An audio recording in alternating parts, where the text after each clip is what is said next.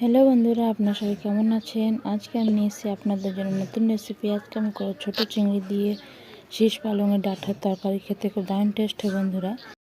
প্রথমে আমি একটা ডিশ নিয়েছি, ওর মধ্যে দিয়ে দেবো রিফাইন তেল গরম হয়ে যাওয়ার পর আমি ছোটো চিংড়িগুলো ভালো করে ধুয়ে পরিষ্কার করে রেখেছিলাম। লবণ হলুদ মাখিয়ে এবার আমি এটা দিয়ে গ্যাসটা মিডিয়ামে রেখে ভেজে নেব বন্ধুরা।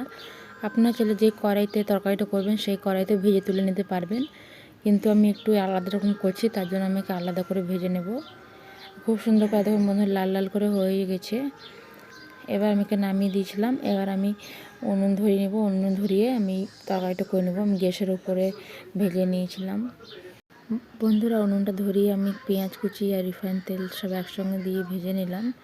এবার আমি কেটে রাখা আলু, বেগুন আর শীষ পালংয়ের ডাঁটাটা রয়েছে, ওইটা আমি খুব ভালো করে ভেজে নেব।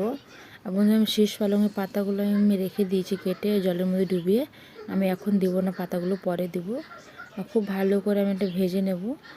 একটু জলটা পড়ে গেলে এর মধ্যে দিয়ে দেবো লবণ হলুদ দিয়ে খুব ভালো করে এটা ভেজে নেব বন্ধুরা।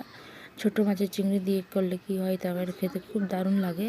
আর যারা চিংড়ি খায় না তারা বন্ধুরা এরকম বিনা চিংড়ি দিয়েও করবেন, খেতে খুব সুন্দর হবে। এখন বন্ধু খুব বাজারে শীষ পালংয়ের ডাঁটা পাওয়া যাচ্ছে, ছোটো মাছ আর ছোটো চিংড়ি সব পাওয়া যাচ্ছে। খুব ভালো লাগে খেতে এই দিনে ছোটো মাছ চিংড়ি দিয়ে শীষ পালং করলে।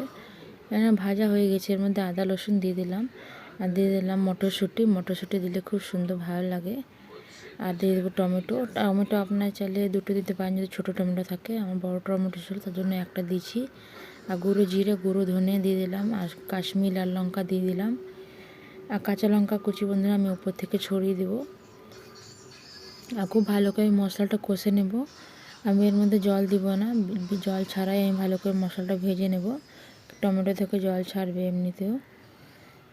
আর খুব সুন্দর করে দেখুন বন্ধুরা, মশলা আমার কষা হয়ে গেছে। এর মধ্যে আমি শীষ পালংয়ের পাতাগুলো আমি কেটে রেখেছিলাম জলে ডুবিয়ে, সেটা আমি দিয়ে দেবো। ভালো করে আমি ধুয়ে নিয়েছি। আর দেখুন এবার আমি দিয়ে খুব ভালো করে নাড়াচাড়া করে নেব বন্ধুরা। আমি এর মধ্যে এখন জল কিছু দিব না। এই শীষ পালং থেকে পাতা থেকে জল ছাড়বে, সেই জল থেকে আলু সব ডাঁটা সব সেদ্ধ হয়ে যাবে।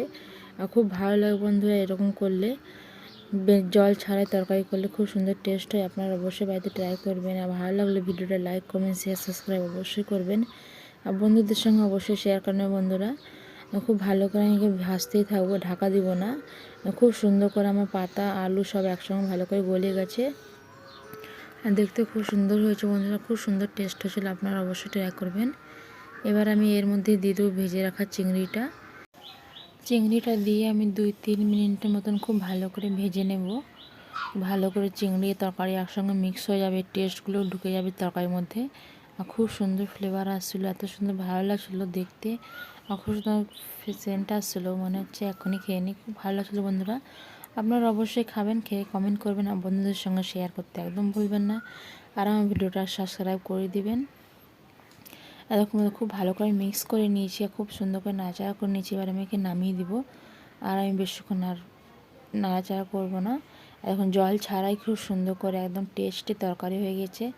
চলুন বন্ধুরা, আবার নতুন ভিডিও আপনাদের সঙ্গে কালকে শেয়ার করবো। ততক্ষণ আপনারা ভালো থাকুন, সুস্থ থাকুন, সাবধানে থাকুন।